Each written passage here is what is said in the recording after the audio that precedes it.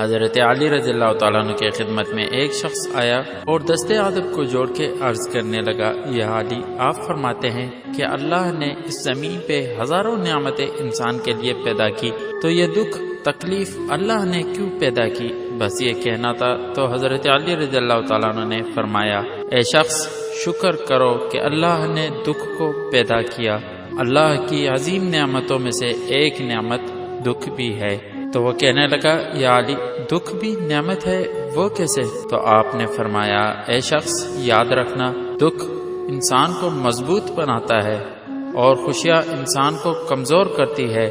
اللہ جس انسان کو نوازنا چاہتا ہے، عظیم مقام دینا چاہتا ہے، تو اسے تکلیف، درد، دکھ کے راہ بخشتا ہے تاکہ وہ مضبوط بن کے اتنا سیکھ لے کہ اپنی منزل تک جا پہنچے۔ یاد رکھنا، انسان کا دکھ انسان کو سکھانے کے لیے ملتا ہے، لیکن افسوس تو یہ ہے کہ انسان اس دکھ کی وجہ سے روتا رہتا ہے۔ انسان دکھ اور درد کی وجہ سے کتنا بھی روتا رہے لیکن ختم نہیں ہوگا، کیونکہ دکھ انسان کو رلانے کے لیے نہیں بلکہ انسان کو سکھانے کے لیے آیا ہے۔ جب تم اس دکھ سے سیکھ لو گے جو تمہیں وہ سکھانا چاہتا ہے، تو تمہارا دکھ خود بخود ختم ہو جائے گا۔